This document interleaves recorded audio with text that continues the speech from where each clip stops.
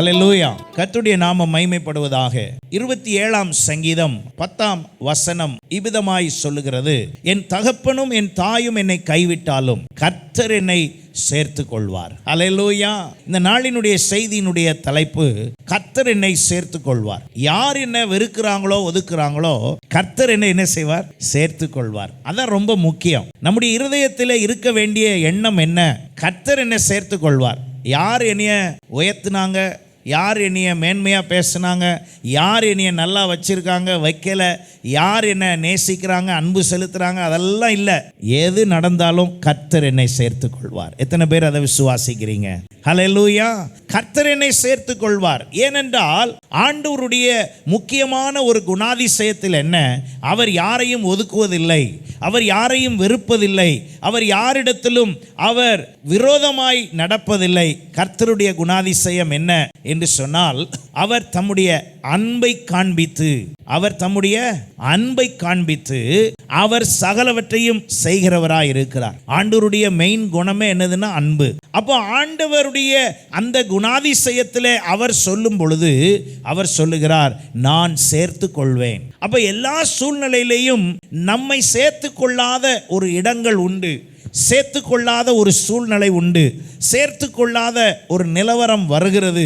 ஆனால் கர்த்தர் என்னை சேர்த்து கொள்வார் என்று சொல்லும்போது, அப்போ ஒரு தகப்பன் தாய் என்று ஒரு குடும்பத்தை குறித்து கர்த்தர் சொல்லுகிறார். அப்போ குடும்பத்திலே தகப்பன் தாய் என்னை கைவிட்டாலும் என்றால், இந்த உலகத்திலே சீக்கிரத்திலே தகப்பன் தாய் என்ன செய்ய மாட்டாங்க? கைவிட மாட்டாங்க. அவ்வளோ சீக்கிரத்தில் கைவிட மாட்டாங்க. ஆனால் சிலர் கைவிடுறது உண்டு. சில பெற்றோர் பிள்ளைகளை கைவிட்டவர்கள் உண்டு. அவர்களுடைய சுயநலத்துக்காக பிள்ளைகளை கைவிட்டவர்கள் உண்டு. ஆனால் வேதம் சொல்லுகிறது, அப்படி ஒரு கைவிடுதல் வந்தாலும் உலகத்தில் அது வருமே ஒழிய கர்த்தராகிய நான் அதை ஒரு நாளும் என்ன செய்வதில்லை? கைவிடுவதில்லை. ஹல்லேலூயா. நான் ஒரு நாளும் யாரையும் கைவிடுவதில்லை. இன்னும் தொடர்ந்து இந்த குடும்பம் சம்பந்தமாகவே வேதம் சொல்லும்போது சொல்லுகிறது, ஏசாயா 49:15 சொல்லுகிறது, ஸ்திரீ தன் பாலகனை மறப்பாளோ? அவர்கள் மறந்தாலும் நான் உன்னை மறப்பதில்லை. அப்போ இந்த உறவு ரீதியிலே சில சூழ்நிலைகளிலே கைவிடப்படுதல் வரலாம், சில சூழ்நிலையிலே மறதி வரலாம், உங்களை மறந்து போகலாம். ஆனால் கர்த்தர் சொல்லுகிற காரியம் என்னவென்றால், அவர் நம்மை விட்டு விலகுவதும் இல்லை, நம்மை கைவிடுவதும் இல்லை. எபிரேயருக்கு எழுதின நிருபம் 13:5 அதை சொல்லுகிறது, நான் உன்னை விட்டு விலகுவதும் இல்லை, உன்னை கைவிடுவதும் இல்லை. உபாகமம் 3:18 இதே வசனத்தை இன்னும் விளக்கமாக சொல்லும்போது, அவர் உனக்கு முன்பாக போவார், அவர் உன்னோடு இருப்பார், அவர் உன்னை கைவிடுவதும் இல்லை, உன்னை விட்டு விலகுவதும் இல்லை. அப்ப நம்முடைய ஆண்டவருடைய அந்த குணாதிசயம், அவர் என்னை எப்பொழுதும் சேர்த்து கொள்வார். அப்ப அவர் என்னை சேர்த்து கொள்ளும் போது அவரோடு கூட இணைக்கப்படுவதற்கு நான் எந்த விதத்தில் இருக்கிறேன் என்பதை கவனிக்க வேண்டும். அப்ப ஆண்டவருடைய காரியத்தை இந்த வாரத்தில் நான் உங்களுக்கு விளக்கிவிட்டு, ஒரு தகப்பனுடைய குணாதிசயத்தில் எந்த ரீதியிலே நாம் நடத்தப்பட வேண்டும் என்பதை அடுத்த வாரத்தில் நாம் தியானிப்போம். அப்ப ஆண்டவருடைய அந்த பார்வை, ஆண்டவருடைய எண்ணம் எப்படி இருக்கிறது, ஆண்டவருடைய செயல்பாடு எப்படி இருக்கிறது என்றால், அவர் எல்லா சூழ்நிலையிலும் நம்ம சேர்த்து கொள்ள விரும்புகிறார். ஏன் சேர்த்து கொள்ள விரும்புகிறார் என்றால், ஏற்கனவே ஒருத்தன் பிரிக்கிறதுக்கு என்ன பண்ணிட்டு இருக்கான்? ரெடி ஆயிட்டு இருக்கிறான். ஆண்டவர் ஏதேன் தோட்டத்திலே தன்னால் படைக்கப்பட்ட ஆதாம், ஏவாள், ஆண்டவர் 3 பேரும் இருந்தாங்க. இருக்கும்போது அவர்களை சாத்தானானவன் தந்திரமா என்ன செய்தானான்? அவர்களை பிரித்து விட்டான். இப்ப இந்த பிரிக்கிற வேலை தான் இந்த உலகத்தில் நடந்து கொண்டே இருக்கிறது. நீங்க டிவியில சீரியலை எடுத்து பார்க்கறதுக்கு எடுத்தீங்கன்னா அதில் எல்லாம் என்ன தான் சொல்லி கொடுக்குறாங்க? அதில் வர்ற நாடகம் எல்லாம் என்ன சொல்லப்படுது? சில நேரத்தில் அதை குறித்து என்ன அதனுடைய கதை சுருக்கம் என்று சில நேரத்தில் கவனித்து பார்த்தால் அது எல்லாம் பிரிவினைக்கு ஏதுவான காரியங்கள் செய்கிறது. குடும்பங்களுக்குள்ளே கவனித்து பாருங்கள், பிரிவினைக்கு ஏதுவான காரியங்கள் நடந்து கொண்டிருக்கிறது. எல்லாம் நடந்தாலும் கர்த்தர் சொல்லுகிறார், நீ என்னை விட்டு தூரம் போனாலும் நான் மறக்காம உன்னை நான் என்ன செய்வேன்? சேர்த்து கொள்வேன். ஹல்லேலூயா. கர்த்தர் நம்மளை சேர்த்து கொள்ளுகிறவராய் இருக்கிறார். அவருடைய கேரக்டரில் தான் நம்மளும் இருக்கணும்.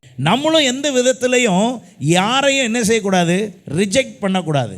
நாமளும் சேர்த்து கொள்ள வேண்டும். அதற்காக பிரயாசப்பட வேண்டும். நாம் எல்லாரும் மனிதர்களாய் இருக்கிறபடினாலே ஒரு சில நேரங்களிலே நாம் செயல்படுகிற விதத்தில் நம்மோடு யாருமே சேர முடியாமல் போயிடும். அப்போ யாருமே நம்ம கூட சேரலைன்னா கொஞ்சம் என்ன செய்யணும், கொஞ்சம் இறங்கி கொஞ்சம் முயற்சி செய்து அவங்க எல்லாரும் நம்ம கூட சேர்றதுக்கு என்ன செய்யணும், பிரயாசப்படணும். நிறைய நேரம் நம்ம சேர்றதுக்கு விடாதபடி, யாருமே நம்மளை சேர்த்துக்காதபடி நம்ம இருந்துட்டு நம்ம எல்லாரும் என்ன சொல்லுவோம், இனி யாரும் என்ன செய்ய மாட்டேங்காங்க, சேர்த்து கொள்ள மாட்டேங்க. நம்ம முயற்சி பண்ணணும். எல்லாரும் என் கூட சேர்றதுக்கு நான் ஏதுவாக இருக்கிறேனா, நான் சரியாக இருக்கிறேனா. அப்போ கர்த்தருடைய அந்த குணாதிசயத்தில் அவர் சொல்லுகிறார், நான் உங்களை சேர்த்துக்கொள்வேன், நான் உங்களை சேர்த்துக்கொள்வேன். உதாரணமாக வேதத்தில் லூக்கா எழுதின சுவிசேஷம் 15ஆம் அதிகாரத்தில் நீங்கள் அங்கே கவனித்து பார்த்தால் ஆண்டவராகிய இயேசு கிறிஸ்து தம்மோடு கூட இருந்த ஜனங்களுக்கு அவர் சில ஓமைகளை சொல்லும்போது அந்த அதிகாரத்திலே 3 ஓமைகளை சொல்லுகிறார்.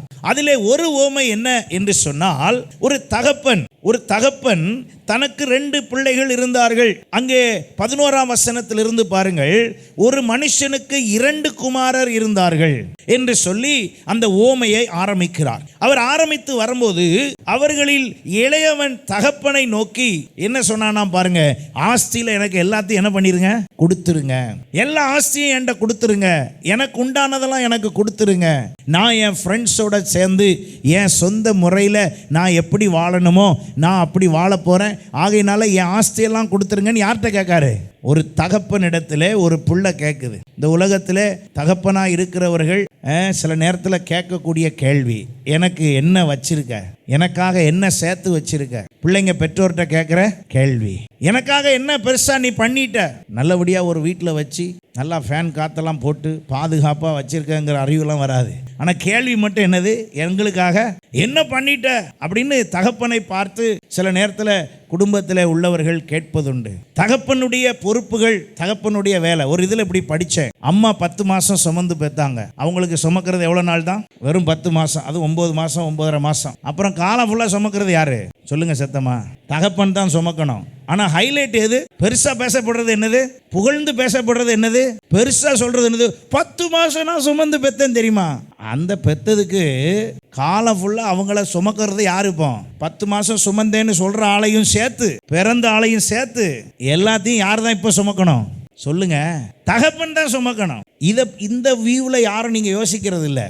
ஆனால் தகப்பனை போட்டு வறுத்து எடுத்துடுறது. ஆனால் கவனித்து பாருங்க, உலகம் அதில் இந்த உலக பிரகாரமான வார்த்தைகளை நீங்கள் கவனித்து பார்ப்பீங்கன்னா, தாய் சுமந்ததா என்ன சொல்லுது, பெருசாக சொல்லுது, முக்கியமாக சொல்லுது. உண்மைதான், அது மரண ஒரு வேதனை தக்க அல்லது மரணத்துக்கு ஈக்குவலாக ஒரு பிள்ளை பெற்றெடுப்பதற்கான ஒரு முறைமை என்று சொல்லப்பட்டிருக்கிறது. சரிதான், இல்லைன்னு சொல்லலை. ஆனால் அது உண்டான நாளிலிருந்து பிறக்கிற நாள் வரை அதன் பின்பு அந்த தாயவும் அந்த பிள்ளையும் சேர்த்து சுமப்பது யாரு? தகப்பன். அந்த தகப்பனுடைய வேல்யூ, தகப்பனுடைய முக்கியத்துவம், தகப்பனுடைய பணி, வெயில் மழை. நிறைய நேரம் மனைவிமார் வேலை செஞ்சீங்கன்னா ஓகே, வேலை செய்யாத மனைவி வீட்டில் இருக்கீங்க, வீட்டில் இருக்கிற மனைவிக்காக இவர் என்ன பண்ணிட்டு இருக்காரு, அதெல்லாம் பெருசாக வரவே வராது. மழை வெயில் இன்னும் பிரச்சனை, போராட்டம், போகிற இடத்துல என்ன நடந்துச்சு, சில நேரத்தில் அங்கே எவ்வளவு வலி, தூக்கம் இல்லை, டென்ஷன், இப்படி என்னெல்லாம் சொல்லிக்கிட்டே போகலாம். உலக ரீதியாக தகப்பன்மாருக்கு இவ்வளோ பிரச்சனை இருக்குது. இதெல்லாம் பெருசாகவே என்ன செய்ய மாட்டாங்க, சொல்ல மாட்டாங்க, பெருசாகவே பேச மாட்டாங்க. சிம்பிளாக சொல்லுவாங்க, என்ன எனக்கு பண்ணிட்டீங்க, எனக்காக என்ன பண்ணிட்டீங்க. 3 நேரம் சாப்பிட்டு ஒரு இடத்துல தங்க வச்சிருக்கலாம், அதுதான் முக்கியமானது. அது கிடைச்சிருக்கலாம், அமைதியாக சாப்பிட்டுட்டு இருக்கணும். ஹலோ, இன்னும் அடுத்தடுத்து என்னது, அவங்க கொடுக்குற ஒத்துழைப்புல அடுத்தடுத்து என்ன கிடைக்கும், பெரிய பெரிய ஆசீர்வாதங்கள் எல்லாம் கிடைக்கும். ஒரு ஆமேன்னு சொல்லுங்களேன். ஆமாம், ஏன்னா உலகம் சொல்லுகிறது, ஒரு குடும்பம் கட்டி எழுப்பப்படுவதற்கு 2 பேர் தேவை. ஒருத்தர் லீடர் தேவை, இன்னொருத்தர் சப்போர்ட்டர் தேவை. ஒருத்தர் யாருங்க, லீடர், இன்னொருத்தர் யாரு, சப்போர்ட்டர். குடும்பத்தில் இருக்கிற ஆண்கள்லாம் யாரு, பெண்கள் சொல்லுங்க, யாருங்க, லீடர். லீடர்னா அர்த்தம் என்னன்னா, இங்க வா போ, அந்த லீடர் இல்ல, லீட் பண்ணி கூட்டிட்டு போறது. அப்போ சப்போர்ட்டர் யாரு, பெண்கள். அதனால தான் ஆண்டவர் சொன்னாரு, யாரை பார்த்து, ஆதாமை பார்த்து சொன்னாரு, நான் உனக்கு என்ன தரேன், ஒரு சப்போர்ட்டர் தரேன், ஒரு சப்போர்ட்டர் தரேன், உனக்கு ஒரு ஏற்ற துணையை நான் உனக்கு தருகிறேன். அப்போ அப்படின்னோடனே என்ன சொன்னாரு, சப்போர்ட் பண்ணி நீ இரு, அந்த சப்போர்ட் உனக்கு நான் தந்துடுறேன், நீ அந்த சப்போர்ட் கூட சேர்ந்து எல்லாத்தையும் என்ன பண்ணிக்கோ, செய்துக்கோ அப்படின்னு சொல்லி தான் ஆண்டவர் ஃபர்ஸ்ட் ஒரு செட்டப், ஒரு முறைமையை அல்லது ஒரு லீடர்ஷிப்பை ஏற்படுத்துகிறார். ஏற்படுத்திட்டு சொல்லும்போது ஆதாம்கிட்ட சொன்ன விஷயம் என்ன, ஏவாள்கிட்ட நிறைய விஷயத்த சொல்லல, ஏவாள்கிட்ட விளக்கமே கொடுக்கல,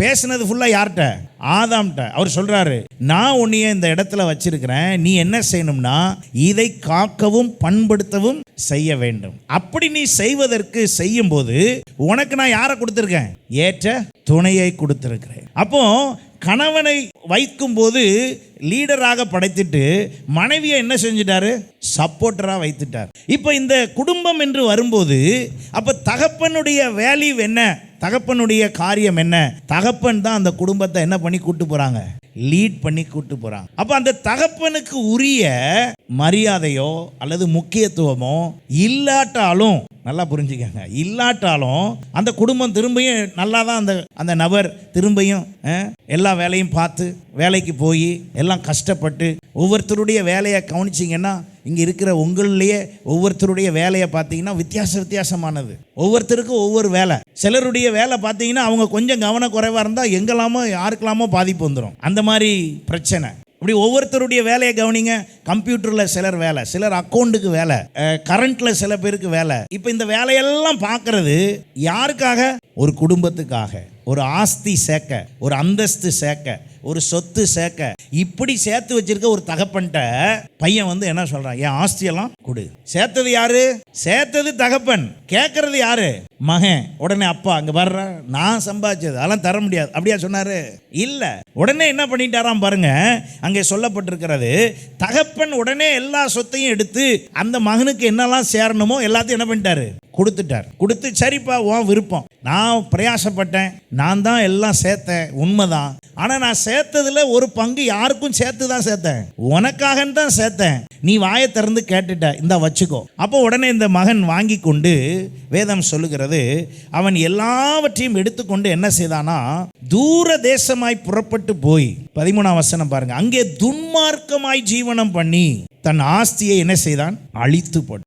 உழைக்கிறவங்களுக்கு தான் தெரியும். அதனால வீட்டில் சில நேரம் பிள்ளைங்க ஏதாவது கேட்டுச்சுன்னா அப்பா உடனே சத்தம் போடுறது பிள்ளைகளுக்கு என்ன செய்யாது, பிடிக்காது. பிள்ளைகளுக்கு எரிச்சல் வரும். என்ன எரிச்சல் வரும், எப்போ நான் கேட்டாலும் நீங்கள் இப்படி தான் என்ன செய்வீங்க, சொல்வீங்க. கேட்ட உடனே எதையும் வாங்கி தர மாட்டீங்க அப்படின்னு நீங்கள் சொல்வீங்க. ஆனால் அதை வாங்குறதுக்கு பிரயாசப்படுறதுக்கு கஷ்டப்பட்டு உழைக்கிறது யாரு, தகப்பன்மார். சைனாவில் ஸ்கூலில் ஒரு சப்ஜெக்ட், நல்லா கவனிங்க, ஏன் அந்த நாடு முன்னேறுது, ஏன் அவங்கெல்லாம் நல்லா இருக்காங்க அப்படின்னா, சைனாவில் ஒரு சப்ஜெக்ட் அல்லது 1 மணி நேரம்னு வச்சுக்கோமே, அந்த 1 மணி நேர பாடம் என்னன்னா விஷுவல் வீடியோவில் போடுவாங்க. என்ன போடுவாங்கன்னா, அங்கங்கே ஆண்கள் கஷ்டப்பட்டு வேலை செய்கிறாங்கல்ல, அதாவது தகப்பன்மார் வேலை செய்கிறாங்களா, அது அவ்வளோத்தையும் டிஸ்பிளே பண்ணுவாங்களாம். அது அவ்வளோத்தையும் டிஸ்பிளே பண்ணி அந்த பிள்ளைகளுக்கு, எப்பா நீ இங்கே சொகுசாக உட்காந்து படிச்சுக்கிட்டு இருக்க, உன் படிப்புக்கு பின்னால் ஒரு உழைப்பு இருக்கு பாரு அப்படின்னு என்ன பண்ணிக்கிட்டே இருப்பாங்களாம், காமிச்சிக்கிட்டே இருப்பாங்களாம். உங்கள் பிள்ளைகளுக்கு ஏதாவது தெரியுமா உங்கள் வேலை?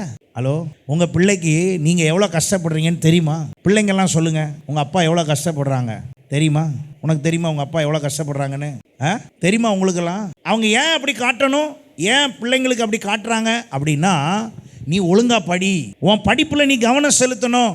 ஏன்னா உனக்கு பின்னால நீ படிக்கிறதுக்கு ஒரு தகப்பன் அங்க உட்கார்ந்து என்ன செய்யறாரு, வேலை செய்யறாரு. அப்போ அவங்க கஷ்டப்பட்டு வேலை செய்யற எல்லா விதத்தையும் அந்த பிள்ளைகளுக்கு 1 மணி நேரம் வீடியோவா காமிச்சு, அப்பா அம்மாருடைய கஷ்டத்தை காமிச்சு, நீயும் கடினமா உழைச்சனா உன்னையும் நல்ல நிலைமையில நீ வரலாம், உங்க அப்பா அம்மாவை நல்லா பார்த்துக்கலான்னு சொல்லி எல்லா நாளும் டெய்லி ஒரு பீரியட் என்னதுன்னா, அப்பா அம்மாவுடைய கஷ்டங்கள், அவங்க எவ்வளவு பிரயாசப்படுறாங்க, எப்படி அவங்க உழைக்கிறாங்க, அந்த உழைப்பினுடைய பின்னணியம் என்ன, இது எல்லாத்தையும் அவன் ஒரு பாடமாகவே என்ன பண்ணியிருக்கானா, வச்சிருக்கிறான். அதனால என்ன ஆகுது, சின்ன பிள்ளையிலிருந்தே அவங்க வரும்போது எல்லா சைனாவில் இருக்கிற எல்லாரும் நல்ல ஒர்க்கராக, ஹார்ட் ஒர்க்கராக மாறுறாங்க. நம்ம பிள்ளைங்க கேட்குற கேள்வி தான் என்னது, உன்னால் ஒரு பிரயோஜனம் இல்லை, எனக்கு ஒன்றுமே நீ என்ன செய்கிறதில்ல, செய்கிறதில்ல. ஏன் செய்கிறதில்ல? நிறைய நேரம் உழைக்கிற உழைப்பு பத்தலை, வருமானம் பத்தலை. அதை பற்றி அந்த பிள்ளைங்களுக்கு புரியறது இல்லை. தகப்பன்மாருடைய இருதயம் நிறைய நேரம் வெளிப்படுத்தவே முடியாத ஒரு இருதயம். ஏன் தெரியுமா?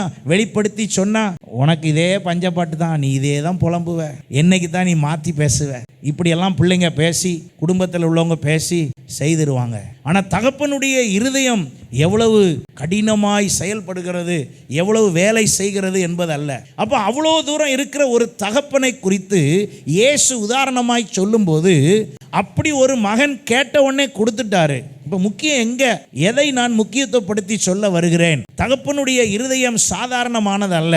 பிள்ளைகளும் குடும்பத்தில் உள்ளவர்களும் தகப்பன்மார்களை நீங்க கவனமா மரியாதையா ஒழுங்கா வச்சுக்கணும். உங்களை துணைக்கு தான் கொடுத்துருக்கு, அவங்கள மிரட்டுறதுக்கு இல்லை. உங்களை எதுக்கு கொடுத்துருக்கு? துணைக்கு தான் கொடுத்துருக்கு. அவங்க செய்யறதோட சேர்ந்து செஞ்சு கூட கொஞ்சம் டெவலப் பண்றதுக்குள்ள வேலையை பார்க்கணும். அப்போ இந்த தகப்பன் அங்கே செய்த உடனே தகப்பனுடைய எண்ணம் பாருங்க, வேதம் சொல்லுகிறது, அந்த தகப்பன் ஒவ்வொரு நாளும் வீட்டு வாசல்ல நின்று கவனிச்சுக்கிட்டே இருக்காராம். யார? தான் மகன் வருவானா.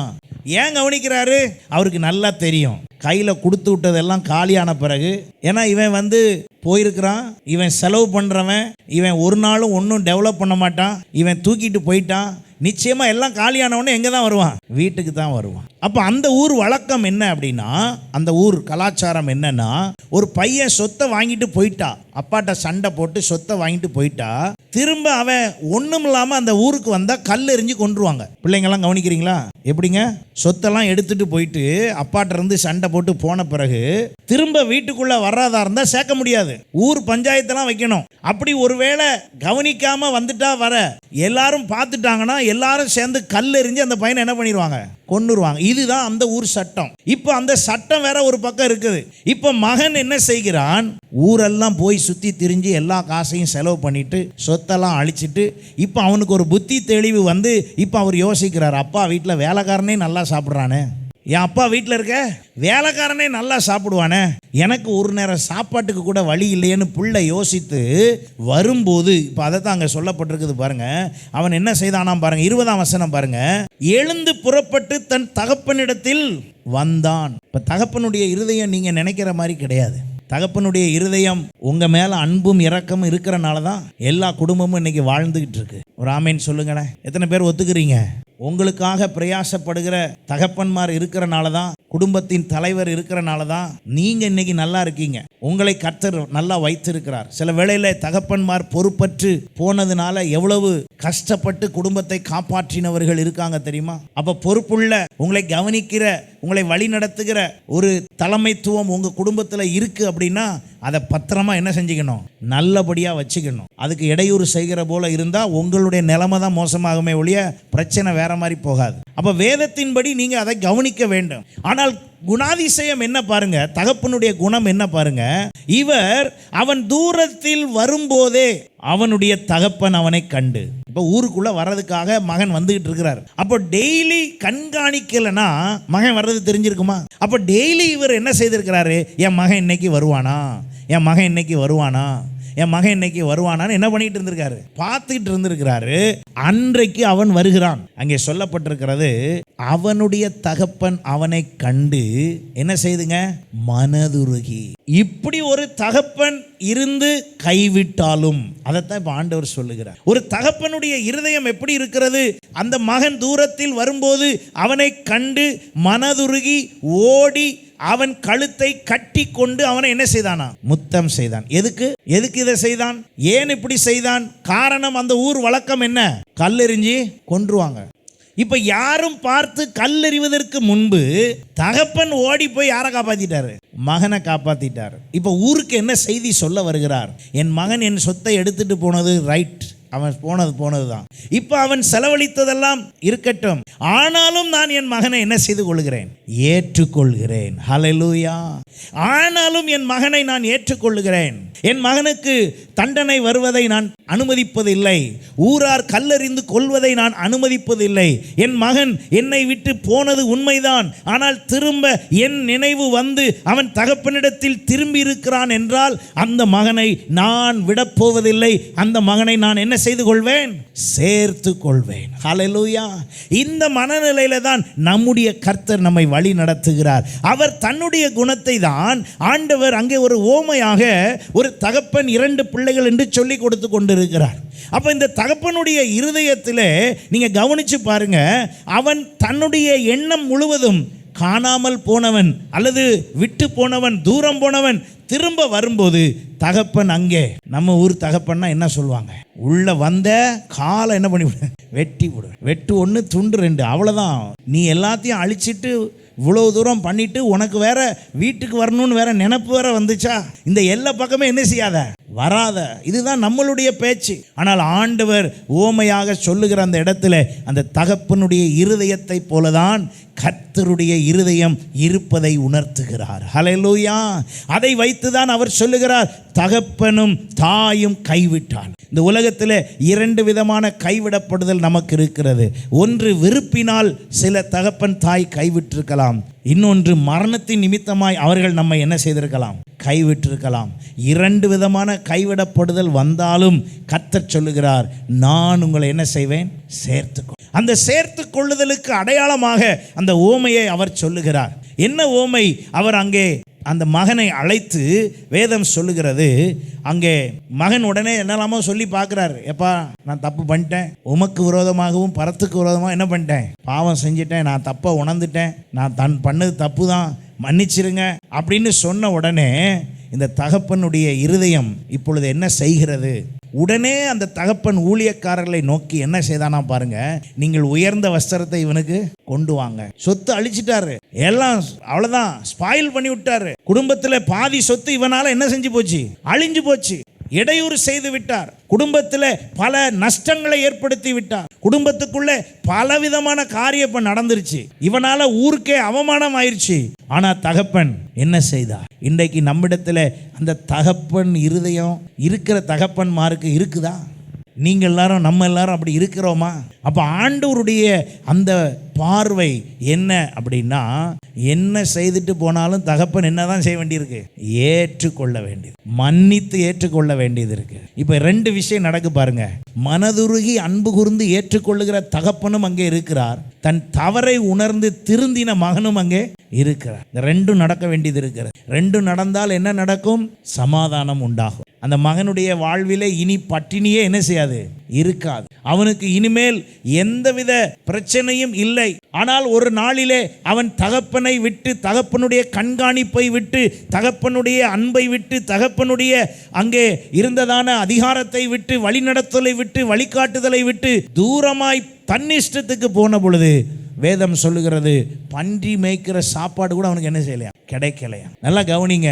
ஒருவேளை நீங்கள் எதிர்பார்க்கிறபடி உங்கள் தகப்பன் நடந்து கொள்ளவில்லை என்று நீங்கள் நினைக்கலாம். ஆனால் அந்த தகப்பன் செய்வதெல்லாம் உங்கள் நன்மைக்கு தான். ஒரு ஆமேன் சொல்லுங்களேன். ஆமாம், சில வீட்டில் கேட்டிங்கன்னா, எங்கள் அப்பா ரொம்ப ஸ்ட்ரிக்ட்டுங்க, எதையும் செய்ய விட மாட்டார். சில வீட்டில் அப்பா அம்மார் எப்படி எதை வேணாலும் செய்யலாம், ஒரு தடை கிடையாது. இப்படி பல தரப்பட்ட அப்பா அம்மார்கள் உண்டு. இப்போ நான் என்னுடைய வாழ்க்கையில் என்னுடைய தகப்பனார் அவரும் பாஸ்டராக தான் இருந்தார். ஆனாலும் வாத்தியார், ஸ்கூல் வாத்தியார் வேற. அதனால அவர் நிறைய நேரம் பேச மாட்டார். என்னதான் செய்வார், அடி தான் கொடுப்பார். அடினா எதுக்கு, எதாவது ஒன்றை சொல்லி 1 தடவை அல்லது 2 தடவை வாயில் சொல்லிட்டு 3ஆவது தடவை பேசுறதுக்கெல்லாம் வேலை இல்லை. முக்கியமாக சர்ச்சில் இப்படி அவர் பாட்டு பாடி பிரசங்கம் பண்ணிக்கிட்டு இருக்கும் போது நம்ம ஏதாவது திரும்பி திரும்பி பார்த்துக்கிட்டு வெளியே அடிக்கடி எந்திரிச்சு போய்கிட்டு இப்படியெல்லாம் என்னத்தையாவது பண்ணிக்கிட்டு இருந்தோன்னு வைங்களேன், சில நேரம் அங்கேயே பக்கத்தில் வந்து தலையில் ஒரு கொட்டு. இல்லைனாக்கா வீட்டுக்கு வந்த உடனே, நம்மலாம் வீட்டுக்குள்ளே போன உடனே ட்ரெஸ் சேஞ்ச் பண்ணுவோம். அவங்க அப்படிலாம் கிடையாது. உள்ளே நுழைஞ்ச உடனே முழங்கால் போடு. எவ்வளோ நேரம் அவருக்கு எப்போ மனம் திருப்தி ஆகி சரி போதும்னு தோணுதோ அது வரைக்கும் முழங்கால்லையும் நிற்கணும். ஆனால் கீழே இப்படி உட்காரலாம் கூடாது, நெடு முழங்காலில் நிற்கணும். என்னன்னு கேட்டால், ஜெபம் பண்ணும் போது முழங்கால் போட்டு ஜெபம் பண்ணல. இதெல்லாம் எதுக்கு செஞ்சது? அன்னைக்கு எப்படி தெரிஞ்சது தெரியுமா? என்னடா அவ்வளோ குடும்பக்காரராக இருப்பார் போல. என்னுடைய தகப்பனார் செய்த நிறைய காரியங்களை அந்த நேரத்தில் எப்படி தோணுச்சுன்னா, ரொம்ப கொடுமைக்காரராக இருப்பார் போல. அவர் என்ன மனசில் நினச்சிக்கிட்டு இப்படி செய்கிறாரோ தெரியலையே, அப்படியெல்லாம் எல்லாம் நினைப்பு இருந்துச்சு. ஆனால் அன்னைக்கு அதெல்லாம் செஞ்சதுனால தான் இன்னைக்கு அவருக்காக ஊழியம் செய்ய முடியும். ஆமேன். எத்தனை பேர் அதை ஏற்றுக்கொள்றீங்க? நான் சொல்றது உங்களுக்கு புரியுதா? கண்டிப்பு என்பது அது கோபத்தில் அல்ல, அது கோபம் அல்ல. கண்டிப்பு என்பது நல்வழிப்படுத்த, சரிப்படுத்த.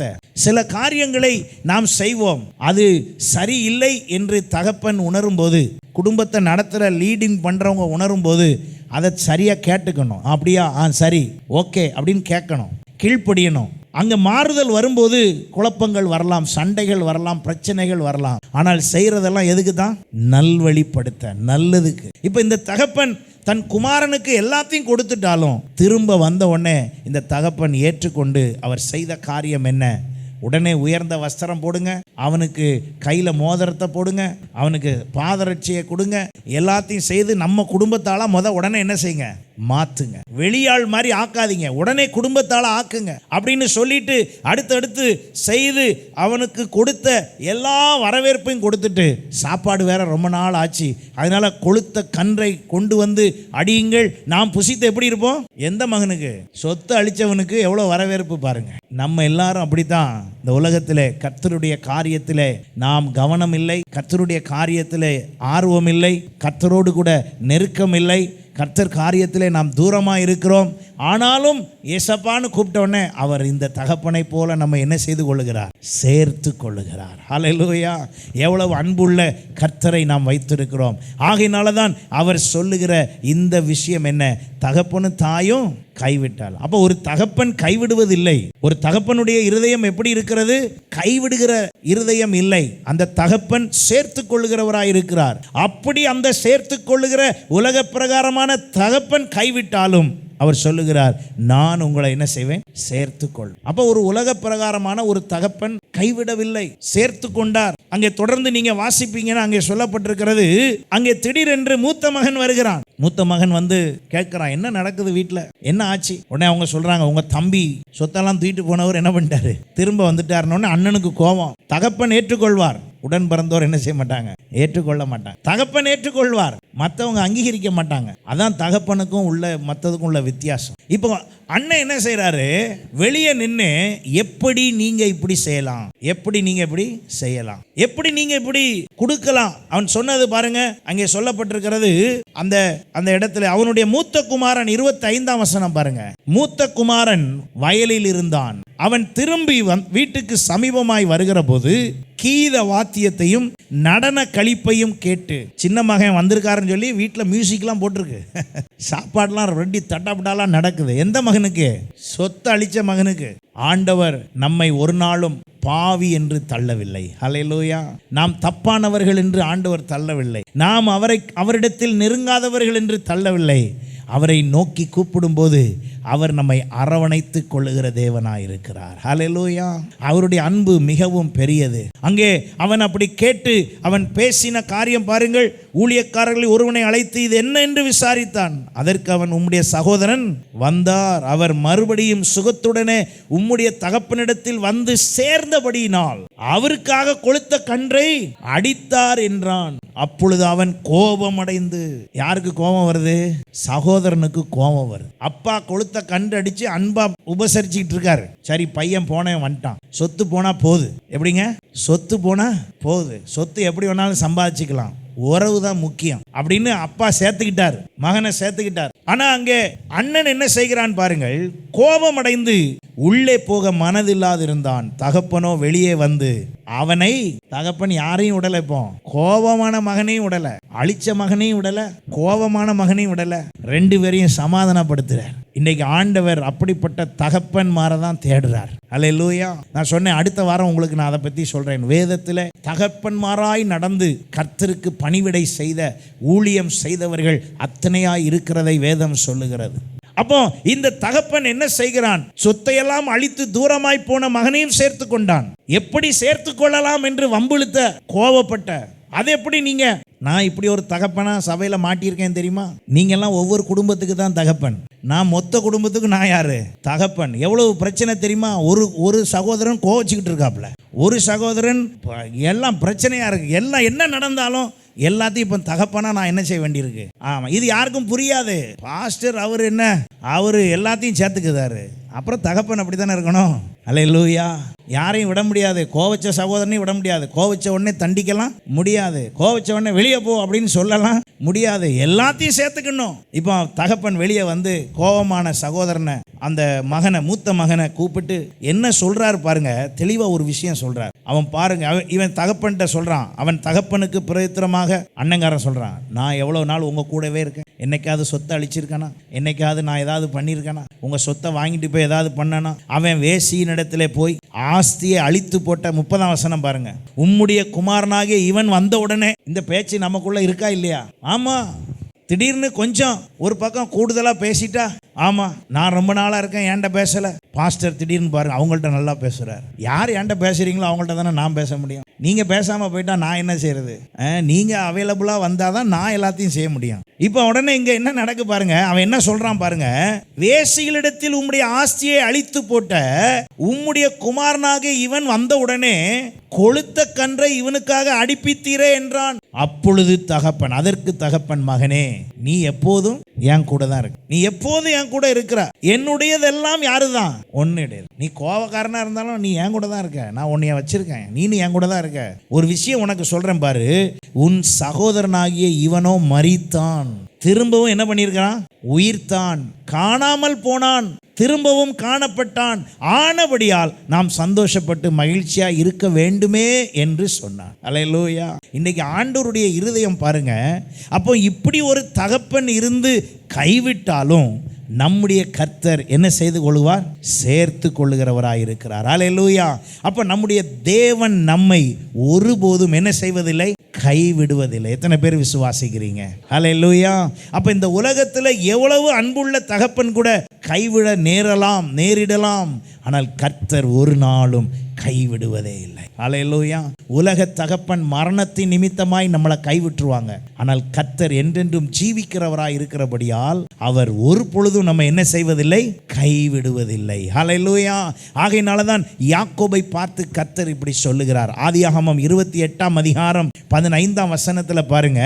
நான் உன்னோடு இருந்து நீ போகிற இடமெல்லாம் உன்னை காத்து இந்த தேசத்துக்கு உன்னை திரும்பி வர பண்ணுவேன். நான் உனக்கு சொன்னதை செய்யும் அளவும் உன்னை என்ன செய்ய மாட்டேன்? கைவிடுவதில்லை. நான் உனக்கு என்ன சொன்னேனோ அதை நான் செய்யற வரைக்கும், அப்போ அதை செய்ய விடாதபடி தடை வரலாம். சில வேளையில நான் உனக்கு சொன்னதை செய்ய விடாதபடி நீயே தடையாகலாம், ஆனாலும் நான் செய்வேன். நம்முடைய ஆண்டவர் அப்படிதான் செய்யறாருங்க. சில நேரம் ஆண்டவர் நமக்கு செய்ய விரும்புறதை நாம் நிறைய நேரம் என்ன செஞ்சு விட்டுறோம்? தடுத்து விட்டுறோம், அதை தாமதப்படுத்தி விடுகிறோம். ஆனால் கர்த்தர் அதை சொன்னபடியே அவர் செய்கிற தேவனாக இருக்கிறார். ஹல்லேலூயா. அவனை பார்த்து சொன்னார், நான் உனக்கு சொன்னதை செய்யும் அளவும் உன்னை என்ன செய்வதில்லை? கைவிடுவதில்லை. இன்றைக்கு நம்முடைய கர்த்தர் ஒரு நல்ல தகப்பனாக அவர் கைவிடாதவராய் இருக்கிறார். ஹல்லேலூயா. அப்ப இந்த உலகத்திலே உள்ள தகப்பன் கைவிட்டதினால் வருத்தங்கள், வேதனைகள், அந்த இழப்பினால் சோர்வுகள், இப்படி எங்க அப்பா இருந்திருந்தா, என் தகப்பன் இருந்திருந்தா எனக்கு இப்படி வருமானு சிலரை இடையில நமக்கு என்ன தோணுது? இழப்பின் நிமித்தமாக அழத் தோன்றலாம். ஆனால் அந்த இடத்துல என்றென்றும் மாறாத, என்றென்றும் விலகாத, என்றென்றும் நம்மை விட்டு பிரியாத நேசராக நம்முடைய தகப்பனாகிய கர்த்தர் நம்மோடு இருக்கிறார். ஹல்லேலூயா, ஹல்லேலூயா. அப்போ ஆண்டவர் சொல்லுகிற விஷயம் என்ன? நான் உன்னை சேர்த்துக் கொள்வேன். அப்போ இங்கே யாக்கோபை பார்த்து அவர் சொல்லுகிறார், நான் உன்னை கைவிடுவதில்லை. ஆனால் இந்த யாக்கோபினுடைய நிலவரம் என்ன? அன்னைக்கு அவனுடைய ஸ்டேட்டஸ் என்ன? அவன் எப்படிப்பட்டவனா இருந்தான்? எப்படி இந்த இளைய குமாரன் இருந்தானோ அது மாதிரி ஒரு கேரக்டர். ஆண்டவர் சொல்லும் போது அவன் நல்ல குணத்தில் இல்லை. அவன் அப்பொழுது தன்னுடைய சகோதரனை ஏமாத்திட்டு வந்துட்டு இருக்கிறான். நீங்க அதை வாசிச்சு பார்த்தீங்கன்னா 28ஆம் அதிகாரத்தில் நீங்க வாசிக்கும் போது தன் சகோதரனிடத்தில் அவனுடைய சேஷ்ட புத்திர பாகத்தை பிடுங்கி கொண்டு அல்லது ஏமாற்றி விட்டு வந்து கொண்டிருக்கிறான். தன்னுடைய தகப்பனிடத்தில் மூத்த சகோதரன் என்று சொல்லி ஆசீர்வாதத்தில் என்ன பண்ணிட்டாரு? வாங்கிட்டு வந்துட்டு இருக்காரு. அவனை பார்த்து கர்த்தர் சொல்லுகிறார், நான் உன்னை என்ன செய்யறதில்லை? கைவிடுவதில்லை. ஹல்லேலூயா. சில நேரம் கவனிங்க, நம்ம எப்படி இருக்கோங்கிறத ரெண்டாவது வச்சுக்கோங்க. ஆண்டவர் நம்மளை எப்படி வச்சிருக்காருங்கிறத ஃபர்ஸ்ட் வைங்க. ரெண்டுக்கும் என்ன வித்தியாசம்? ஆண்டவர் என்னை குறித்து என்ன நினைச்சிருக்காருங்கிறத ஃபர்ஸ்ட் வைங்க. நம்ம எப்படியெல்லாம் குணத்தில் இருக்கோங்கிறத எப்படி வச்சிருங்க? ரெண்டாவது வச்சிருங்க. ஏன் ரெண்டாவது வைக்க சொல்றேன்னா, அப்பதான் நம்ம ஆண்டவருக்குள்ள ஒழுங்கா போக முடியும். நம்ம நிறைய நேரம் எதை ஃபர்ஸ்ட் வச்சிடறோம்? நம்ம எப்படி இருக்கோங்கிறத ஃபர்ஸ்ட் வச்சிடறோம். அவருக்கு தெரியாமையா நம்மள்ட்ட வந்து பேசுறாரு. நல்லா கவனிங்க.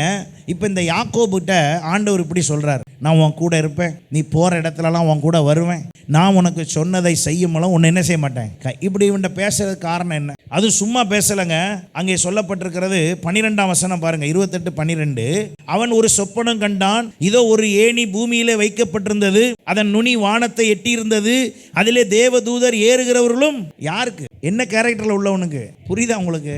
அவனே ஏமாத்துக்காரன். அவன் வீட்டில் அவன் கண்ணுக்கு தேவதூதர் ஏறுறாங்களாம் இறங்குறாங்களாம். அப்போ வேல்யூ என்ன?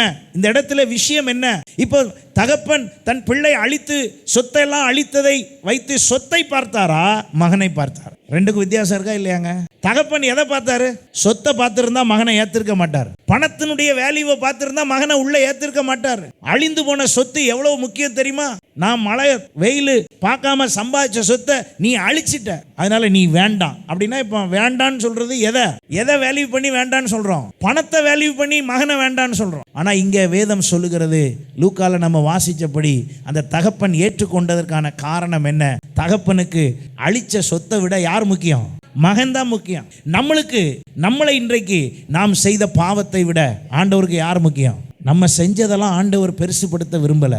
அவர் சொல்கிறாரு, கிழக்குக்கும் மேற்குக்கும் எவ்வளோ தூரமோ அவ்வளவாய் நம்முடைய பாவத்தை நம்மளை விட்டு என்ன செய்தாராம். 103ஆம் சங்கீதத்தில் நீங்கள் இதை வாசிக்கலாம். சில வசனங்களை நம்ம வாசித்து நம்மை நாம் உற்சாகப்படுத்துவதற்கும் கர்த்தருடைய இருதயம் எப்படிப்பட்டது என்பதை அறிவதற்கும் நாம் அதை பெரிதாய் பயன்படுத்தி கொள்ளலாம். அங்கே சொல்லப்பட்டிருக்கிறது, இன்னும் 9 இருந்து கூட பாருங்க, அவர் எப்பொழுதும் கடிந்து கொள்ளார், என்றைக்கும் கோபம் கொண்டிரார். என்னங்க சொல்லியிருக்குது? அவர் நம்முடைய தகப்பன். இதான் தகப்பன் உள்ளம். தகப்பன் இருதயம்னா நீங்க உடனே நல்லா கவனிங்க, பெண்களா இருக்க உங்களுக்கும் இந்த இருதயம் வேணும். நான் தகப்பன் இல்லையே, நான் தாய் தானே. கேரக்டர், அந்த குணாதிசயம். சில பெண்கள் தகப்பன் ரோலையும் சேர்த்து செய்யறவங்கலாம் இருக்காங்க. சில வீட்டில் தகப்பன்மார் குடித்து செலவெல்லாம் தப்பா செய்து குடும்பத்தை கண்டுகொள்ளாத, கவனிக்காத, சும்மா ரப்பர் ஸ்டாம்ப் மாதிரி ஒரு ஆள் வீட்டில் இருந்து போற ஆள்லாம் இருக்காங்க. அந்த வீடுகளில் யார் தான் தகப்பன் மாதிரி வேலை செய்யறா? அங்க இருக்கிற தாய் தான் தகப்பன் மாதிரியும் வேலை செய்யுது. அப்ப இந்த குணாதிசயம் என்பதுதான் முக்கியம். இங்க இப்ப ஆண்டவர் எதை கவனிக்கிறார் பாருங்க. இப்ப இந்த இடத்துல சொல்லப்பட்டிருக்கிறது, அவர் கோபப்பட்டுக்கிட்டு வர விரும்பல. அவர் நம்முடைய பாவங்களுக்கு தக்கதாக நமக்கு செய்யாமலும் நம்முடைய அக்கிரமங்களுக்கு தக்கதாக நமக்கு.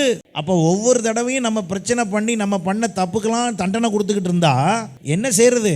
வாழ்க்கை ஃபுல்லாக நம்ம என்னத்தை தான் பெற்றுக்கிட்டு இருக்கணும்? தண்டனையை தான் பெற்றுக்கிட்டு இருக்கணும். வீட்டில் பிள்ளைங்க செய்கிற எல்லாத்துக்கும் நம்ம கோவப்பட்டுக்கிட்டு இருந்தால் என்ன செய்யறது? காலையிலேருந்து சாயந்தரம் வரைக்கும் வீட்டில் எப்படி தான் இருக்கணும்? கோபமாக தான் இருக்கணும். நிறைய நேரம் பிள்ளைகளை மன்னித்து, சரி ஓகே பரவாயில்ல, ஓகே அப்படின்னு நிறைய நேரம் என்ன செய்யறோம்? விட்டுறோம். பிள்ளைங்கெல்லாம் கவனிக்கிறீங்களா? நிறைய நேரம் பெற்றோர் சரி கேஷுவலாக விட்டதுனால தான் அடியெல்லாம் விழாம இருக்கு. இல்லைன்னா என்ன விழும்? தண்டனை தான் விழும். அடிக்கடி தண்டனை அல்ல. ஆண்டவர் பாருங்க, அவருடைய கவனம் எப்படி இருக்கு பாருங்க. அவர் சொல்லுகிறார், பூமிக்கு வானம் எவ்வளவு உயரமா இருக்கிறதோ அவருக்கு பயப்படுகிறவர்கள் மேல் அவருடைய கிருபை அவ்வளவு பெரிதா இருக்கிறது. மேற்குக்கும் கிழக்குக்கும், 12ஆம் வசனம், மேற்குக்கும் கிழக்குக்கும் எவ்வளவு தூரமோ அவ்வளவு தூரமாய் அவர் நம்முடைய பாவங்களை நம்மை விட்டு விலக்குனாலும் நம்மகிட்ட இருக்கா இல்லையா? அவர் இவ்வளவு தூரம் மேற்குக்கும் கிழக்குக்கும் அளக்கவே முடியாது. வடக்குக்கும் தெற்குக்கும் ஈஸியாக என்ன பண்ணிடலாம்? அளந்துடலாம். ஏன் சொல்லுங்க பார்ப்போம்? மேற்குக்கும் கிழக்குக்கும் ஏன் அளக்க முடியாது? ஏன்னா பூமி என்ன பண்ணிட்டு இருக்கு? சுத்திட்டு இருக்கு. எந்த திசையில தான் சுத்துது? மேற்கு கிழக்குல தான் சுத்துது. அதனால தான் சூரியன் மறைந்து ஒரு நாள் மறைந்து காலையில் உதித்து மாலையில் மறைவது போல இருக்கிறது. சூரியன் அங்கே தான் இருக்கு. பூமி தான் இப்படி என்ன செய்யுது? சுத்துறது நிமித்தமாய் ஒரு நேரம் பகல் ஒரு நேரம் இரவு வருது. அப்போ வடக்கு தெற்கு இவ்வளவுதான் இருக்கு அளவு. ஆனால் கிழக்கு மேற்குக்கு என்ன இல்லை? அளவே இல்லை. அப்போ ஆண்டவர் உதாரணமாக அதை சொல்கிறார் பாருங்க. கிழக்குக்கும் மேற்குக்கும் எவ்வளோ தூரமோ அவ்வளவாய் உங்களுடைய பாவங்களை நான் உங்களை விட்டு என்ன செய்தேன்? விலக்கினேன். ஹல்லேலூயா. அப்போ அவருடைய அன்பு, அவருடைய தகப்பன் இருதயம் எப்படிப்பட்டதா இருக்குது பாருங்க. அவ்வளவாக 13ஆம் வசனம் பாருங்க, தகப்பன் தன் பிள்ளைக்கு இறங்குகிறது போல கர்த்தர் தமக்கு பயந்தவர்களுக்கு இறங்கு. ஒரு தகப்பன் தன் பிள்ளைக்கு இறங்குற ஒரு எப்படி விஷயமோ அது மாதிரி நமக்கு ஏன் உதாரணம் சொல்றாருன்னா, தகப்பனை நம்ம நேரில் பார்க்குறோம். ஒரு தகப்பன் நமக்காக எவ்வளோ வேலை செய்கிறார், அதை வேல்யூ பண்ணுறோன்னா அதை விட பெரியதை கர்த்தர் செய்கிறார். ஹல்லேலூயா. அதைத்தான் தகப்பனும் தாயும் கைவிட்டாலும் யார் சேர்த்து கொள்வா? கர்த்தர் சேர்த்து கொள்வார். ஹல்லேலூயா. அப்போ அந்த விதத்தில் தான் இந்த யாக்கோபை கவனித்து பார்த்தீங்கன்னா, யாக்கோபின் தகப்பனை இவன் ஏமாற்றி விட்டான், யாக்கோபு சகோதரனை ஏமாற்றி விட்டான். ஆனால் இப்போ ஆண்டவர் என்ன பண்ணுறாரு? அங்கே ஒரு ஏணி போட்டு பேசுகிறார். காரணம் என்ன? What is the value? இப்போ ஆண்டவர் எதை பார்க்கிறார்? எல்லாரும் கவனிக்கிறீங்கன்னு நினைக்கிறேன். ஆண்டவர் எதை பார்க்கிறார்? ஆண்டவர் எதை பார்த்தார் பாருங்க. இப்போ இந்த தகப்பன் ஆஸ்தியை விட பிள்ளை முக்கியம் என்று நினைத்தார், ஆகையினால் சேர்த்து கொண்டு விருந்து வைத்தார். இப்போ யாக்கோபு விஷயத்திலையும் ஆண்டவர் குணாதிசயத்தை விட முக்கியத்துவமாய் ஒன்றை பார்க்கிறார். என்னன்னா, ஈசாக்கின் இடத்தில் இருந்து ஒரு ஆசீர்வாதம் யாருக்கு வந்திருக்கு? யாக்கோபுக்குள்ள வந்திருக்குது. அது என்ன ஆசீர்வாதம் என்றால், ஆபிரகாமுக்கு கொடுத்த வாக்குத்தத்தம், ஆபிரகாமுக்கு கொடுத்த ப்ராமிஸ், அந்த வாக்குத்தத்தம் ஈசாக்குக்கு வந்து இப்ப ஈசாக்கிடத்திலிருந்து யாருக்கு வந்திருக்கு? யாக்கோபுக்கு வந்துருச்சு. இப்ப யாக்கோபுக்குள்ள இருக்கிறது என்னது? ஆண்டவர் ஆபிரகாமுக்கு கொடுத்த வாக்குத்தத்தம். இப்ப இந்த வாக்குத்தத்தத்தை பெற்றவன் யாருன்னா, இந்த வாக்குத்தத்தத்தை பெற்ற ஆள் யாரு? ஏமாத்துக்காரன். இப்ப என்ன, எதை முக்கியத்துவப்படுத்துறது? இப்ப இயேசுவை ஏற்றுக்கொண்ட நாம் எல்லாரும் யார்? பரிசுத்தமா, உண்மையா, பொய்யே பேசாதாளா, எல்லாம் கரெக்டா செய்யறாளா? அப்படின்னா என்ன அர்த்தம்? ஏதோ ஒரு குணம், ஏதோ ஒன்று, ஏதோ ஒரு காரியம் நமக்கு என்னவா இருக்கு? குறைவா இருக்கு. இப்போ ஆண்டவர் எதை பார்க்கிறார்? அப்போ நல்லா கவனிக்கிறீங்களா? ஆண்டவர் எதை பார்க்கிறார்? தகப்பன் இருதயம்ங்கிறது அதாங்க. ஒரு தகப்பன் எப்படி இருக்கணும்னா எதை பார்க்கணுங்கிறது முக்கியம் பாருங்க. இப்போ யாக்கோபுட்ட பிரச்சனை அதிகம் இருக்கு. யாக்கோபை ஜட்ஜ்மெண்ட் பண்ணினாக்கா இப்போ அவனை கண்டிப்பா தூக்குல போடணும், அந்த அளவுக்கு உள்ள பிரச்சனை. இப்போ ஆண்டவர் எதை பார்க்கிறாரு? யாக்கோபுக்குள்ள இருக்கிற அந்த வாக்குத்தத்தத்தை தான் பார்க்கிறார், மெசேஜ். இப்போ உங்களுக்குள்ள என்ன இருக்கு? இப்போ ஆண்டவர் எதை பார்க்கிறார்? உங்களுக்குள் தெய்வீகம், தேவனுக்கு அடுத்த காரியம் எவ்வளவு இருக்கு? முதல்ல அவர் எதை பார்க்கிறாரு? அதைத்தான் பார்க்க. அப்ப எதை பார்க்கல? என்னுடைய குறைகளை அவர் பார்க்கவில்லை. எங்கெல்லாம் குறை ரொம்ப பார்க்கப்படுகிறதோ அங்க நன்மை, நல்லது பெருசா தெரியாது. எங்கெல்லாம் நல்லது, நன்மை பெருசா பார்க்கப்படுதோ அங்க என்ன தெரியாது? ஆமா, அங்க பிரச்சனை தெரியாது. யார் வீட்டுல ரொம்ப பிரச்சனை? நல்லதெல்லாம் விட்டுட்டு, நன்மையெல்லாம் விட்டுட்டு, பாசத்தெல்லாம் விட்டுட்டு, கஷ்டப்பட்டதெல்லாம் விட்டுட்டு, மேன்மையா இருந்ததெல்லாம் விட்டுட்டு, பிரயாசப்பட்டதெல்லாம் விட்டுட்டு, சின்னதா ஒன்ன பிடிச்சுக்கிட்டு, அதனால அங்க என்ன நடக்கு? பிரச்சனை, பாதிப்பு, குழப்பம். அப்ப தகப்பனுடைய இருதயம் கவனிங்க. நான் இதை கண்டினியூ பண்ணி நான் பேசுறேன்னு ஏன் சொன்னேன் அப்படின்னா, வேதத்திலே அப்படிப்பட்ட குணாதிசயத்தோட கர்த்தர் பலரை பயன்படுத்தி இருக்கிறார். அப்ப இங்க ஆண்டவர் இந்த யாக்கோபை பார்த்து பேசுகிறார் என்றால், யாக்கோபினுடைய கேரக்டர் வேல்யூவை பார்த்தா நிச்சயமா என்ன செஞ்சுக்க முடியாது? ஏத்துக்கவே முடியாது. இன்றைக்கு சபைக்குள்ளே உங்கள்ல இருந்து, என்னில இருந்து எல்லாத்தையும் கர்த்தர் இன்றைக்கு பயன்படுத்த விரும்புகிறார். கர்த்தர் அவருடைய பிள்ளையாய் வைத்திருக்கிறார் என்றால், ஆண்டவர் இப்ப எதைத்தான் பார்க்கிறாரு? நமக்குள்ள இருக்கிற விஷயம் என்ன? உங்களுக்கு ஆண்டவரை பற்றி எவ்வளவு தெரிகிறது? ஆண்டவருக்காக எவ்வளவு எழும்பி பிரகாசிக்க விரும்புகிறீர்கள்?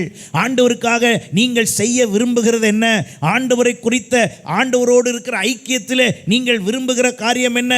எப்படியாவது ஆண்டவருக்காக வாழ வேண்டும், கர்த்தருடைய பிள்ளையாய் ஜீவிக்க வேண்டும், கர்த்தருக்காக அப்படின்னு ஒரு ஏக்கமும் எண்ணமும் வாஞ்சையும் இருக்குல்ல, அதைத்தான் அவர் ஃபர்ஸ்ட் பார்க்கிறார். அவர் அதை ஃபர்ஸ்ட் பார்த்ததுனால நமக்காக என்ன வச்சிடறாரு? விருந்து ஆயத்தப்படுத்துகிறார். அதைத்தான் சங்கீதக்காரன் தாவீது தன் அனுபவத்திலே சொல்லுகிறார். எனக்கு சத்துருக்கள் எத்தனை இருந்தாலும் சரி, அந்த சத்துருக்கு முன்பாக எனக்கு ஒரு பந்தியை ஆயத்தப்படுத்தி என் தலையை எண்ணெயால் என்ன செய்கிறார்? அபிஷேகம் பண்ணுகிறார். அப்ப ஆண்டவர் பார்க்கிற முதல் பார்வை, ஒரு தகப்பனுடைய முதல் பார்வை என்னன்னா குறை அல்ல. இளைய குமாரன் அழித்து போட்ட சொத்தை குறித்து தகப்பன் பேசியிருந்தால் மகன் வீட்டுக்குள்ள என்ன செஞ்சிருக்க முடியாது? வந்திருக்க முடியாது. இன்னைக்கு நம்ம அதைத்தானே பேசுறோம். உங்களால எனக்கு அவமானம், உங்களால எனக்கு நிம்மதி இல்லை, உங்களால எனக்கு நஷ்டம், உங்களால எனக்கு பண இழப்பு, அப்படின்னா வராத, அப்படின்னா சேராத, அப்படின்னா நீ வேண்டாம். இல்ல, யார் முக்கியம்? பணம் முக்கியமா, ஆள் முக்கியமா? இந்த விதத்தில் உங்களையும் என்னையும் கர்த்தர் இன்றைக்கு பார்க்க விரும்புகிறார். ஹல்லேலூயா. அப்பதான் ஆண்டவர் சொல்றார், தகப்பன் தாய் கைவிட்டாலும் நான் உன்னை என்ன செய்வேன்? சேர்த்து கொள்வேன். அவர் எப்படி சேர்த்துக்கிறாரு? ஆண்டவர் எப்படி என்னையும் உங்களையும் சேர்த்து கொள்ளுகிறார் என்றால், அவர் எதை பார்க்கல? ஃபர்ஸ்ட் என்னிடத்தில் உள்ள குணாதிசயத்தை முதல்ல அவர் பார்க்கல. எனக்குள்ள அவர் வச்சிருக்கிற, அவர் என் மீது வைத்திருக்கிற ஒரு சின்ன அன்பை அவர் பார்க்கிறார். ஒரு நாளிலே அவர் எதை பார்க்கிறார்? ஒரு நாளிலே நீங்களும் நானும், இயேசுவே நான் ஒரு பாவி, என்னை நீர் என்ன செய்து கொள்ளும், ஏற்றுக்கொள்ளும்னு ஒரு நாள் சொன்னோம் பார்த்தீங்களா? அதை பார்க்கிறார் அவர். இயேசுவே உமக்காக ஏதாவது நான் செய்யலாம்னு நினைக்கிறேன், அதை பார்க்கிறார் அவர். நான் உம்முடைய பிள்ளையா வாழணும்னு நினைக்கிறேன் இந்த உலகத்துல, ஆனா சொல்றேன், நான் தவறான வழியில கூட இருக்கிறவனா இருந்தாலும் வாய் என்ன செய்யுது, சொல்லுது, இருதயம் சிந்திக்குது, ஆனா செயல் ஃபுல்லா எப்படி இருக்குது, தப்பா இருக்குது. ஆண்டவர் இப்ப எதை பார்க்கிறாரு?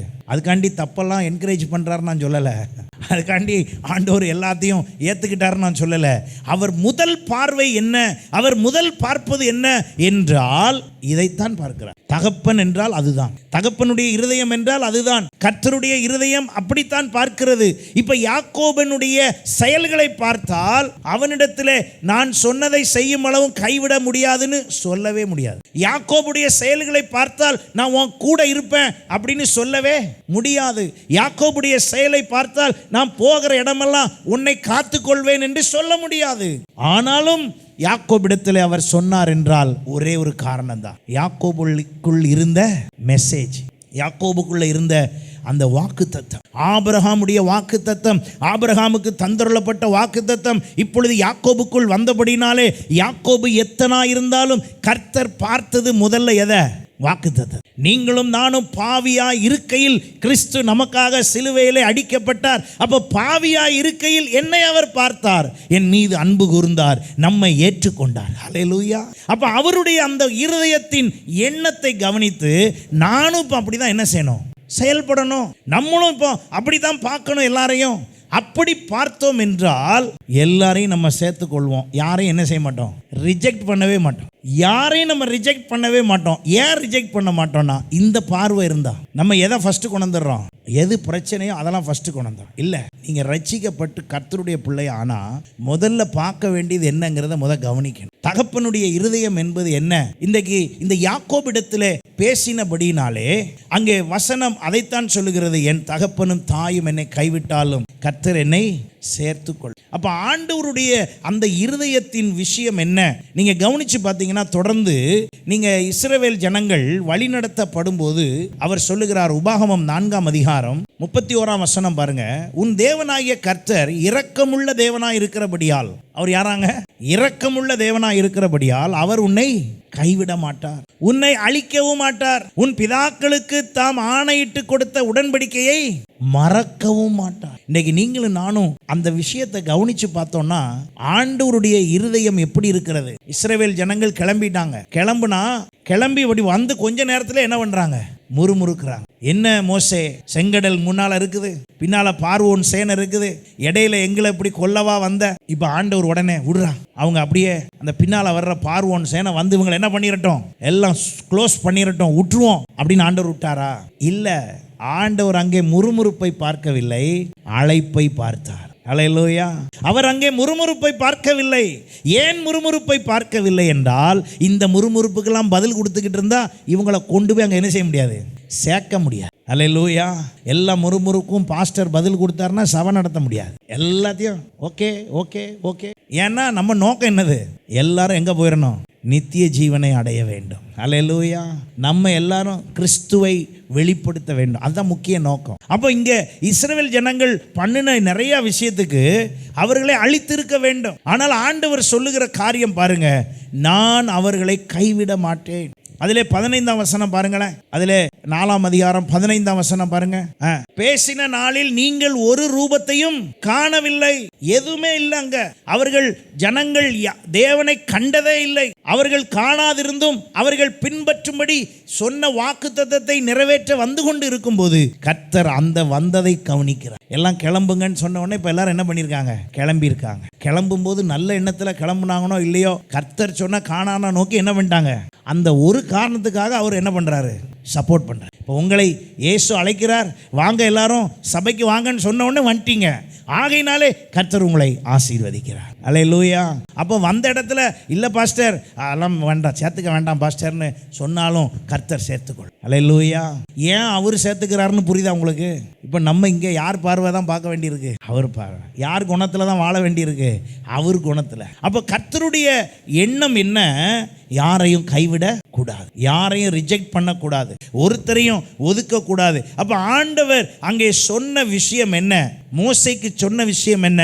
நான் உன்னை விட்டு விலகுவதும் இல்லை, உன்னை கைவிடுவதும் இல்லை, ஒரு நாளும் உன்னை விட்டு விலகப் போவதில்லை, நீ பயப்பட வேண்டாம். யோசுவாவிடத்தில் ஆண்டவர் சொல்லும்போது யோசுவா 1:5 சொன்னார், நான் மோசையோடு இருந்தது போல உன்னோடும் இருப்பேன், நான் உன்னை விட்டு விலகுவதும் இல்லை, உன்னை கைவிடுவதும் இல்லை. அப்போ ஆண்டவருடைய அந்த எண்ணம் என்ன? இருதயத்தின் ஏக்கம் என்ன என்றால், அவர் ஒருபொழுதும் நம்ம என்ன செய்வதில்லை?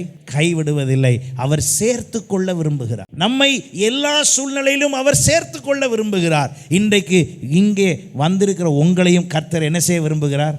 சேர்த்து கொள்ள விரும்புகிறார். இன்னும் அவர் அண்டை சேர்த்து கொள்ள விரும்புகிறார். அப்போ நீங்கள் சொல்லலாம், ஐயோ பாஸ்டர், நான் அந்த அளவுக்கு யார் கிடையாது, அந்த அளவுக்கு ஒரு நல்ல ஆள்லாம் இல்லை, என்னுடைய செயலெல்லாம் பார்த்தீங்கன்னா நீங்கள் நினைக்கிற மாதிரி கிடையாது, அது எல்லாருக்கும் தெரியும். ஆனால் ஆண்டவர் சொல்கிறார், நான் உன்னை என்ன செய்வேன்? சேர்த்துக்கொள். ஏனென்றால் நான் பாவிகளாக இருக்கையில் தான் கிறிஸ்து நமக்காக என்ன செய்தார்? பலியானார். அப்போ நல்லா கவனிங்க, அந்த சேர்த்து கொள்ளுதல் என்பது எது முக்கியம்? இப்போ நான் ஏன் சரின்னு சொன்னேன்? எனக்கு அந்த பழக்கம் தப்புன்னு தெரியுது. ஆனால் எது முக்கியம்? அங்கே எது முக்கியங்க? ஆத்துமா முக்கியம். எத்தனை பேர் நான் சொல்றது புரியுது? ஃபர்ஸ்ட் நான் பார்த்தது எதை? ஆத்துமாவை தான் பார்த்தேன். எதை பார்க்கல? அந்த பழக்கத்தை பார்க்கல. ஆனால் கொஞ்ச நாள்ல அது என்னவாயிருச்சு? கர்த்தர் விரும்பின ஆத்துமாவா மாறிடுச்சு. ஹல்லேலூயா.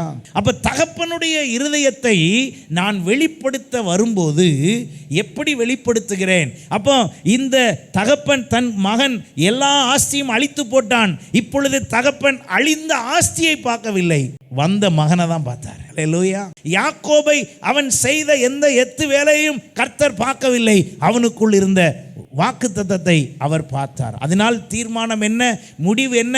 இந்த இளைய குமாரனை குறித்து சாட்சி சொல்லப்படுகிறது. மூத்த குமாரனிடத்தில் அவன் மரித்தான், இப்பொழுது உயிர்ப்பிக்கப்பட்டான், உயிரோடு வந்தான். அவன் தொலைந்து போனான், இப்பொழுது காணப்பட்டான். அவன் முன்பு அவனுடைய இருதயம் தவறாய் இருந்தது, இப்பொழுது அவன் திருந்தி வந்திருக்கிறான். ஏற்றுக்கொள்வோம். யாக்கோபை குறித்து பார்க்கும்போது என்ன அவன் சொல்லுகிறான்? கர்த்தாவே, நீர் என்னை ஆசீர்வதித்தால் ஒழிய உம்மை நான் என்ன செய்வதில்லை, போக விடுவதில்லை. அந்த இடத்துக்கு வர்ற வரைக்கும் யார் அமைதியா இருந்தா? கர்த்தர் அமைதியா இருக்கிறார். அவனை திருந்த வைக்கும் வரை கர்த்தர் எதிர்பார்த்து கொண்டு இருக்கிறார். அதுவரை அவனை கைவிடவில்லை, அவன் கூடவே இருந்தார். யாக்கோபுக்கு விரோதமாய் அவனுடைய மாமனார் வந்தபோது கூட கர்த்தர் மாமனாரை தான் போய் சத்தம் போட்டாரே ஒழிய யாக்கோபு இல்லை. ஆனா யாக்கோபு தப்பு பண்ணிட்டு வராரு, நைட்டோட நைட்டு அவளத்தையும் கடத்திட்டு வராரு. ஆனா ஆண்டவர் சொல்றாரு, இங்க பாருப்பா, யாக்கோபிட்ட பேசாத. இப்ப யாக்கோபு ஒரு பாயிண்ட்ல வந்து ஆண்டவர்கிட்ட நிக்கிறாரு. அது வரைக்கும் ஆண்டவர் அவனை காத்து கொண்டே வருகிறார். ஹல்லேலூயா. நம்மிடத்திலே கர்த்தர் இன்றைக்கு எதிர்பார்க்கிற விஷயம் என்ன தெரியுமா? என் தேவன் சேர்த்து கொள்ள விரும்புகிறார். நான் சேருவதை குறித்த தீர்மானத்தோடு அந்த இளைய மகன் புத்தி தெளிந்து என் தகப்பனிடத்தில் நான் போய்விடுவேன் என்று யோசித்தது போல நீங்களும் நானும் எந்த சூழ்நிலையில் இருந்தாலும் உங்கள் எண்ணம் என்ன வரட்டும்? என் தகப்பனாகிய தேவனிடத்திலே, ஹல்லேலூயா, என் தகப்பனாகிய கர்த்தரிடத்திலே நான் சேர்ந்து கொள்வேன். அவர் உங்களை சேர்க்க ஆயத்தமாக இருக்கிறபடியால் எந்த நிலைமையாக இருந்தாலும் சரி, அதையே என்ன பண்ணிட்டு இருக்காதீங்க, யோசிச்சுட்டு இருக்காதீங்க. சில வேளையில் சில தடுமாற்றங்கள் இருப்பது போல உணரலாம். நீங்கள் சில வேளையில் தடுமாறிக்கொண்டே நீங்கள் இருக்கலாம். கர்த்தர் உங்கள் தடுமாற்றத்தை விட உங்களை தான் பார்க்குறாரு. நீங்களும் தடுமாற்றத்தை யோசித்து அவர் பக்கம் வராமல் இருக்காதீர்கள், அவர் பக்கம் வாருங்கள், தடுமாற்றத்தில் சரியாவீர்கள். ஹல்லேலூயா, ஹல்லேலூயா. எப்படி ஒரு பஞ்சு வந்து தீ பக்கத்தில் வந்தால் தீ பிடிக்குமோ, அது மாதிரி தான் பாவம் செய்கிற அல்லது பாவத்தில் விழுந்திருக்கிற அல்லது சில வேளைகளிலே கர்த்தருக்கு பிரியமில்லாதை செய்கிற நாம் தேவ சமூகத்துக்கு நெருங்கும் போது அவர் அதை சரிப்படுத்தி விடுவார். ஹல்லேலூயா. நாம் அதை பெருசாக பார்த்தோன்னா தேவன் அண்டை வர முடியாது. கர்த்தர் இன்றைக்கு சொல்லுகிறார், யார் கைவிட்டால் நான் என்ன செய்ய மாட்டேன், கைவிட மாட்டேன். நான் உங்களை சேர்த்து கொள்வேன். சேர்த்து கொள்ளுகிற கர்த்தரோடு சேர்ந்து கொள்வோம். தகப்பனுடைய இருதயத்தை பெறுவோம். கர்த்தர் நம்மை ஆசீர்வதிப்பார். God bless you.